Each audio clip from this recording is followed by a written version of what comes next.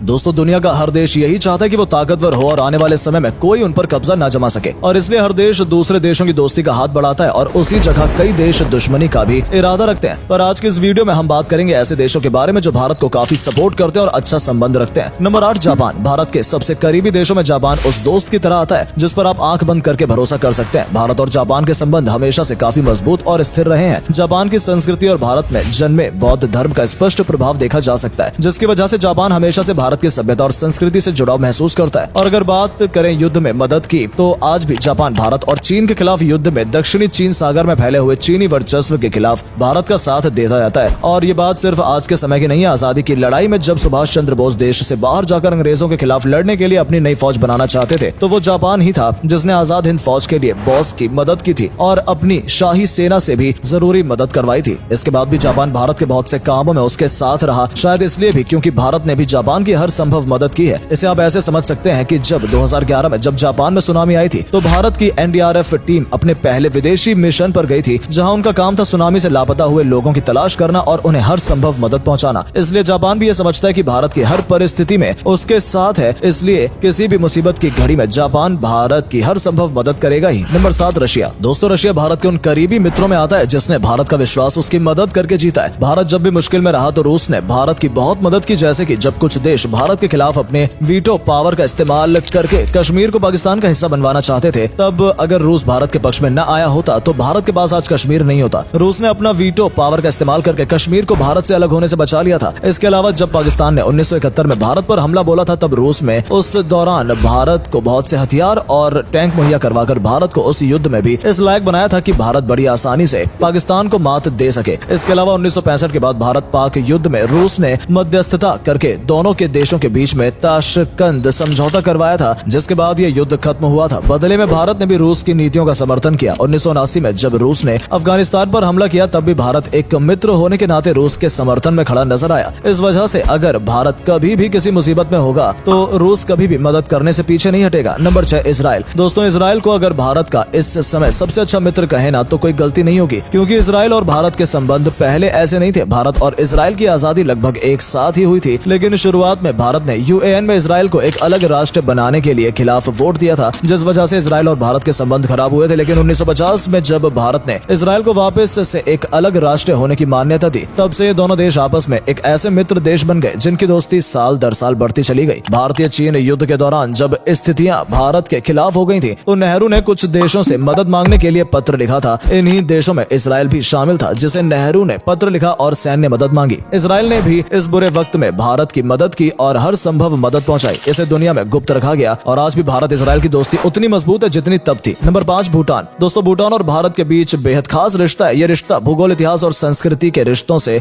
बना है और सबसे खास बात तो ये है कि सदियों पुरानी ये दोस्ती आज भी वैसी की वैसी है। भारत की हर मुश्किल परिस्थितियों में भूटान हमारे साथ खड़ा रहा है। वहीं भारत ने भी भूटान को भी पराया नहीं समझा। भारत और भूटान के बीच की इस दोस्ती के महत्व को आप इसी से समझ सकते हैं कि भारत के पहले प्रधानमंत्री पंडित जवाहरलाल नेहरू ने थिम्पू में एक सम्मेलन में कहा था कि अगर कोई देश भूटान पर हमला करता है तो उसे भारत पर हमला माना जाएगा और भारत उसका मुंहतोड़ जवाब भी देगा। इतना ही नहीं, भारत में यह रिवाज रहा है कि भारत के लगभग सभी प्रधानमंत्री अपने कार्यकाल में कम से कम एक बार भूटान का दौरा जरूर करते हैं। प्रधानमंत्री नरेंद्र मोदी ने तो 2014 में अपनी पहली विदेश यात्रा भूटान में ही की थी। इसके अलावा 2019 में एक दूसरे कार्यकाल में भी भूटान का दौरा कर चुके हैं। 2017 में भारत में भी अब एक बार फिर अपनी अटूट दोस्ती का परिचय देते हुए डोकलाम विवाद में भूटान के साथ कंधे से कंधा मिलाकर और चीन के खिलाफ जाकर दिखा दिया कि भारत और भूटान हर कदम पर एक दूसरे के साथ खड़े हैं, जिसके कारण चीन को डोकलाम से पीछे हटना पड़ा था। Number 4 USA. दोस्तों एक समय ये कंट्री सबसे ज्यादा पावरफुल, सबसे ज्यादा एजुकेटेड और सबसे ज्यादा डेवलप्ड कंट्री है और हमारे लिए दोस्तों ये बड़ी कमाल की बात है कि इसके साथ भी हमारी मित्रता पिछले 5-6 सालों में काफी ज्यादा हाई लेवल पर गई है। जब भी prime minister Narendra Modi America के दौरे पर जाते हैं तो उन्हें वहां पर बहुत ही ज्यादा प्यार मोहब्बत से स्वागत किया जाता है। साथ ही अगर कहीं के भी प्रेसिडेंट इंडिया में आते हैं तो उन्हें बहुत ही ज्यादा प्यार मिलता है, जिससे ये बात हमारी समझ में आती है कि दोनों ही देशों के लोग एक दूसरे को पसंद भी करते हैं। और अगर वहाँ के अमीर लोगों की बात करें तो बिल गेट्स ने भी एक बार कहा था कि इंडिया से उन्हें बेहद ज्यादा प्यार है। साथ ही अमेरिका की इकोनॉमी के लिए इंडियंस कितने ज्यादा जरूरी है, आप इसी बात को समझ सकते हैं कि माइक्रोसॉफ्ट में 38% भारतीय जॉब करते हैं और मास्टर कार्ड में तकरीबन 32% इंडियंस काम करते हैं। तो दोस्तों जो बड़ी बड़ी कंपनीज अमेरिका की हैं, वो इंडिया के लोग ही तो चला रहे हैं। आपको बता दें कि भारत और अमेरिका ने मिलकर ये प्लान बनाया है कि 2030 तक दुनिया के टेररिज्म को खत्म करना है। नंबर 3 नेपाल। दोस्तों भारत और नेपाल का रिश्ता दोस्ती से भी बढ़कर दो सगे भाई जैसा है। हजारों सालों से नेपाल और भारत के बीच धार्मिक धार्मिक और सांस्कृतिक रिश्ते को पूरी शिद्दत से निभाया जा रहा है। नेपाल माता सीता और भगवान बुद्ध की जन्मभूमि भी है, जिसका कारण हम भारतवासियों के लिए ये किसी तीर्थ से कम नहीं है। भारत के लिए नेपाल भी काफी जरूरी है, क्योंकि जिस तरह से गोरखा रेजिमेंट ने नेपाल के गोरखा लोग भारतीय सेना का हिस्सा होते हैं और फिर वो बाद में भारत के लिए सीमाओं पर दुश्मनों के खिलाफ लड़ते हुए अपनी जान तक दे देते हैं, उसे देखकर तो ये नहीं कहा जा सकता कि नेपाल भारत से किसी भी तरह अलग है। कारगिल युद्ध में गोरखा जीवन की वीरता को कभी भुलाया नहीं जा सकता है। Number 2, France. दोस्तों, यूरोप में बसा ये देश वैसे तो अपने आईफिल टावर के लिए पूरी दुनिया में जाना जाता है, जिसके चलते यहाँ टूरिज्म भी बहुत ही ज्यादा भरपूर मात्रा में आता है। फ्रांस हमेशा से ही हमारे इंडिया को बहुत ही अच्छा खास मित्र और इसने हर बार इंडिया को अच्छे तरीके से साथ दिया। और 2014 से दोस्तों, जब से prime minister Narendra Modi India के लिए कांच-काल करना शुरू किया, तब से तो इनके साथ और भी ज्यादा गहरे संबंध हो चुके हैं। इसके अलावा फ्रांस के लोग भी दोस्तों इंडियंस को काफी झड़प पसंद करते हैं और फ्रांस का भी ये मानना है कि इंडिया घूमने के लिए बहुत बढ़िया कमाल की कंट्री, और खास बात तो यह है कि बड़ी सस्ती पड़ती है। Number 1, Canada. दोस्तों, इस लिस्ट में कनाडा का नाम इसलिए है क्योंकि पंजाबी लोग कनाडा में बहुत ज्यादा काम करते हैं, जिसके चलते पंजाबियों का नाम वहाँ पर बहुत ही ज्यादा रिस्पेक्ट के साथ लिया जाता है। सीधा सीधा कहें तो दोस्तों, इस लिस्ट में पंजाबियों के चलते ही कनाडा आ पाया है, क्योंकि कैनेडियन लोग भी पंजाबियों को एक काफी ज्यादा लाइक करते हैं। इसके अलावा जो इंडिया की बाकी स्टेट्स से भी लोग वहाँ पर गए हुए हैं, उन्हें भी कैनेडियन लोग काफी ज्यादा पसंद करते हैं। और दोस्तों, इसी वजह से इंडिया और कनाडा के संबंध आने वाले समय में और भी ज्यादा बेहतर हो सकते हैं। हालांकि आज के दिन दोनों देशों के संबंध बहुत ज्यादा परफेक्ट बिल्कुल भी नहीं है, लेकिन दोस्तों यहाँ पर बसे लोगों के संबंध बहुत ही ज्यादा बेहतर और अच्छे हैं। तो दोस्तों, ये थे भारत के 8 सबसे भरोसेमंद मित्र देश, जो कि किसी भी परिस्थिति में भारत का साथ देने के लिए तैयार होंगे। फिर चाहे वो कोई आपदा हो या युद्ध, भारत इन देशों से मदद लेकर किसी भी खतरनाक परिस्थितियों से आसानी से निपट सकता है।